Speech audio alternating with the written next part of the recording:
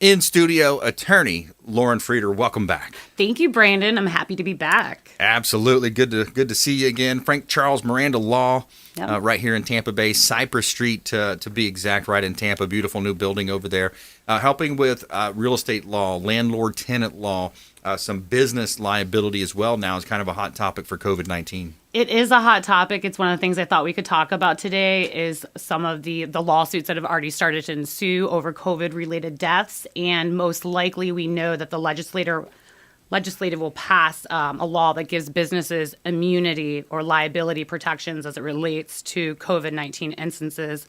I thought it would be interesting to talk a little bit about that today so businesses know how to protect themselves and when they will not be immune from a lawsuit for COVID-19. So then the key word becomes gross negligence or ordinary negligence, right? Yeah, so basically most lobbyists and business owners agree that immunity should be extended for what we talk about negligence, but not what gross negligence means. And typically when you think of negligence, you're going to think of a personal injury attorney, which is something that we do. We file negligence lawsuits. So if somebody rear ends you in heavy traffic, that's going to be negligence. Versus gross negligence, which will carve out an exception where these business owners will not be exempt for liability if something results in COVID-related. And the simplest way to legally look at gross negligence is it's the deliberate and or reckless disregard for the safety of others. It's willful behavior that's done with extreme disregard for the health and safety of others. It most likely is going to involve conduct that the person knew could result in foreseeable harm. Versus when we just think about negligence, it's a much lesser standard. It's if a person fails to take reasonable precautions that any prudent person would take, and that person's actions or inactions is the cause, both proximately and the legal cause, of course, in the other person who suffers harm or damages, so the injury. Yeah, so you gave an example here of gross negligence for example, a nursing home staff failing to provide water or food to a resident for several days. That's an example of gross negligence. Yes, absolutely. It's something that it's foreseeable that would probably result in death. It's a disregard for human life. So it's a really simple example for business owners to kind of understand and then try. The tricky part really is, though, is how do you just decide if something's gross negligence or just ordinary negligence?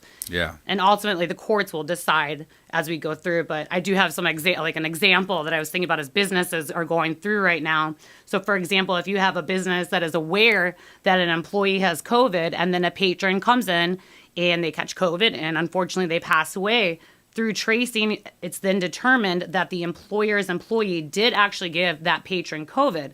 Does this constitute gross negligence? Well, of course, as always, as an attorney, I'm going to say the answer depends on the facts. So when I use the word aware, like as the employer being aware, does that mean in the context of the employer being aware that the employee had COVID after they came into contact with the patron? Because that wouldn't be gross negligence, most likely. But if the employer blanketly knew that the employee had COVID-19 and said, come on in, I don't really care, just come to work. Yeah. That's going to be reckless disregard, and that's going to be a gross negligence, most likely. You're going to look at how many factors did people, did they take the precautions, the recommendations? If the businesses just didn't follow them and they didn't care and they knew their employees kept getting sick or patrons were getting sick, these are all different factors that would help a court decide if something arises to the level of gross negligence. Yeah, and it could definitely open up a can of worms if we start handing out these challenging. Of course, it's a challenging decision either way. Yes. But if we say, oh well, I went to the sporting goods store and the cashier or whatever, however those stories had, and my uncle, I brought it home and my uncle died, and yeah, he was 75 years old. Yeah, he had some underlying conditions, but still he died because of, if they try to trace it back. Wow, that could really go a lot of way. And it's kind of like, this reminds me a little bit about the Section 230 for limiting the liability of some of the social media companies as well. So it's somewhat similar, right? Can you draw some lines here? I mean, you're just always trying to, you don't want to infringe on businesses being able to operate. And we always think about freedom of speech, or somebody else is posting something on social media that shouldn't necessarily be held against that company. So there's a lot of different lines that get drawn, and you really always have to look that once something's passed, it's going to be the courts that are going to kind of determine how you're going to read the law. They're going to interpret it depending on how it's written. Right. So really will be interesting to see is because there already are these lawsuits being filed regarding COVID-related deaths, how the courts will determine if that is simply just negligence or if it's gross negligence. And that will help us as attorneys and business owners in the future to know perhaps this could be a COVID-related lawsuit that your insurance is going to say, I'm not helping you. And you can best believe they're going to exclude coverage. I'm pretty sure that's going to happen all around. So it's important, for businesses to take precautions. My best advice for businesses is, of course, to require the masks, follow the CDC guidelines, have the screenings in place for employees and patrons, always open communication with your staff so they can feel comfortable coming to you and saying, hey,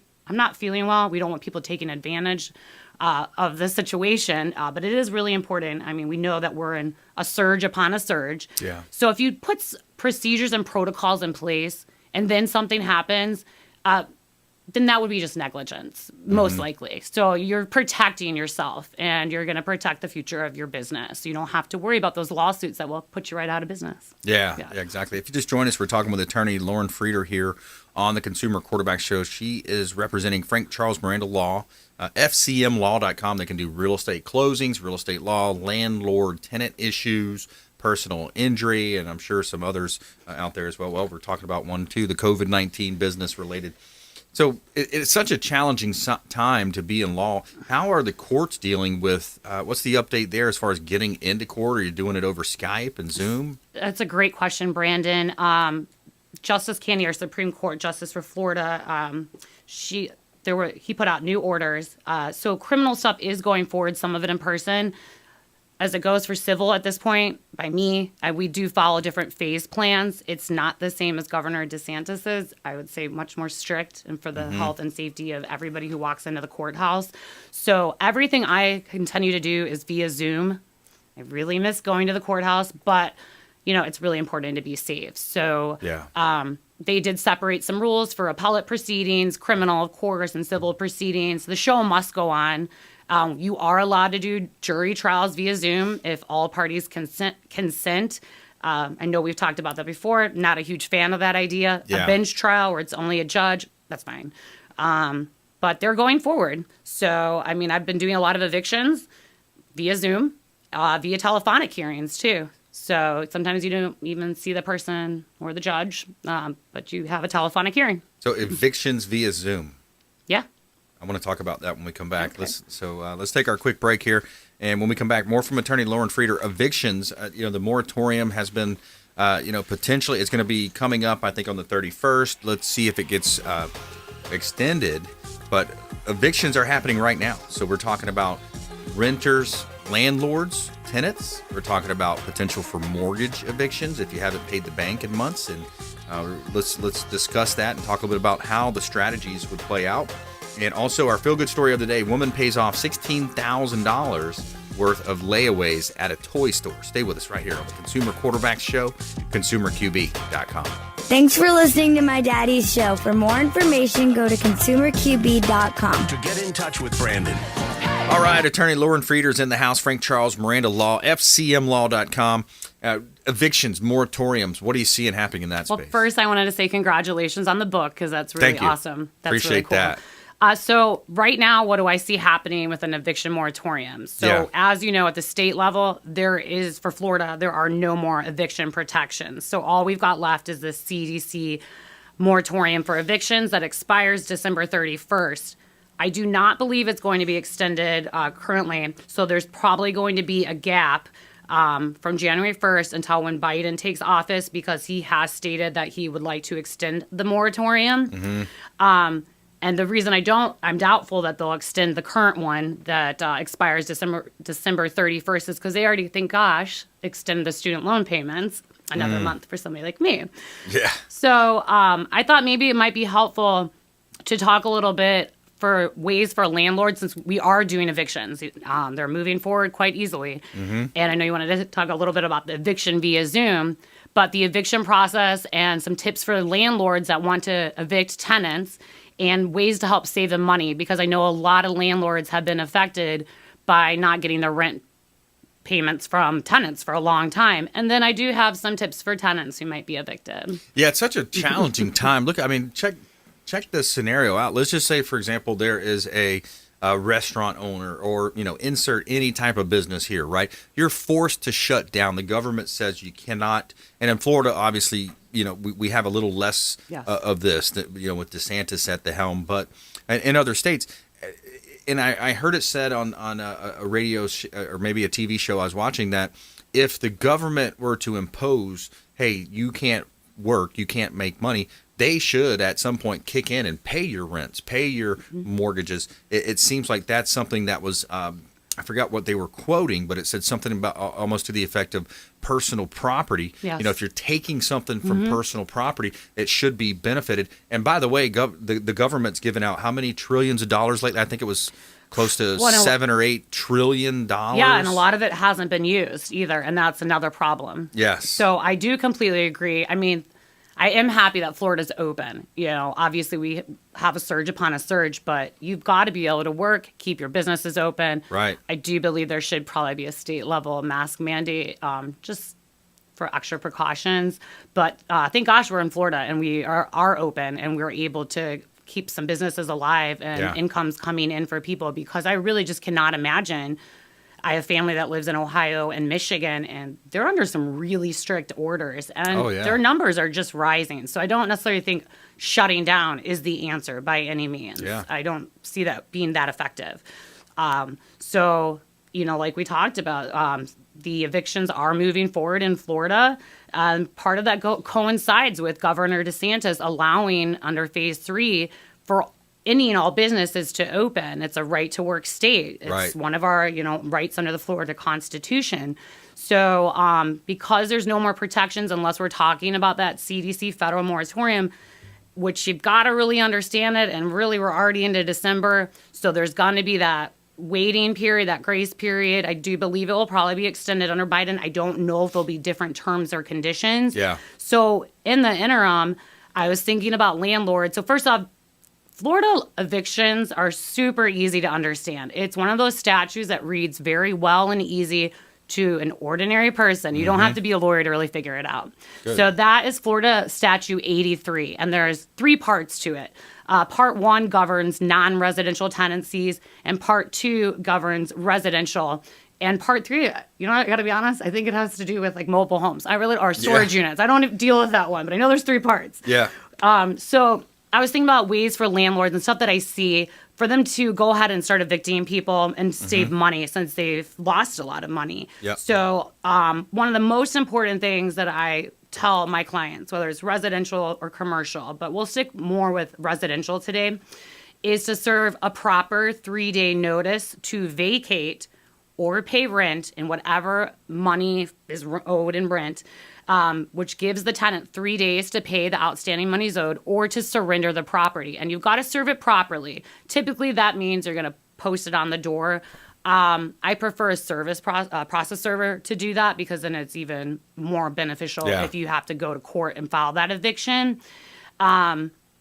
So do it the right way first, so that your lawsuit for eviction doesn't get dismissed, because I see it happen.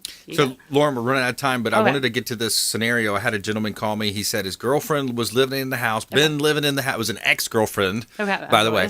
Been living in his house, allegedly. And so would that same 3-day notice apply to that gentleman? So that's going to be Florida Statute 82. And that, well, actually, better question. And I know we talked about no lease was in place. No lease. Okay. So that's such a typical case scenario. So you're looking at ejectment or unlawful detainer is what I would call it. Typically, it's kids that went back home and their parents want them out, or exes, just like you're saying. There you go. So it's a really simple procedure, just as simple as the eviction procedure. It just reads straight through. And is it pretty blanket? Because I think he was in Hernando County, Hillsborough. Is it all pretty much it's going to be the same. I mean, you're always going to want to look county to county, and then actually within that court, because they might have different guidelines. But when I say Florida statute, that's controlled for all of Florida. Yeah. And you can literally go online to any like the clerk's offices or even the statute itself, and it gives you these self-help forms. Good. So you don't necessarily have to hire an attorney. Right. These are so simple to fill out, but you got to do it the right way. Yes. So like that notice we're talking about, that's a condition precedent to bringing an eviction lawsuit Absolutely. or unlawful detainer. Yep. If you don't do that and the other side, the tenant's smart enough, guess what? You got to start all over again. Yeah, you don't break in, change the locks while they're No. gone. Like there's certain things definitely No don't do. self-help Be in careful. Florida. No self-help in Florida. Do All right, not well, do that. let's jump right to our final thought, parting words of wisdom. Attorney Lauren Frieder, Frank Charles Miranda Law. Give us some final words of wisdom or final thought. Oh, jeez. For everybody, really stay safe out there. We talked a lot about COVID and the liability for businesses. Put some protocols in place at your business. Follow the CDC guidelines. Just use common sense. Protect yourself, your loved ones, and others. We're all going through this together. If you have any business questions, eviction, real estate, personal injury, I am your go-to person on that stuff, and I'm more than always happy to help doing free consultation. So you can give me a shout at 813-254-2637, extension 3. Shoot me an email at Lauren, Lauren, at fcmlaw.com. And it was a pleasure to be here with you, Brandon. I'm going to give that number one more time. 813-254-2637. Correct. And extension 3, that's going to get you to Lauren Frieder, expert contributor here on the Consumer Quarterback you. Show.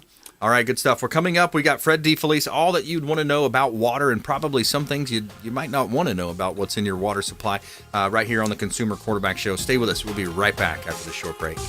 This is Chris Voss, former FBI lead hostage negotiator and owner of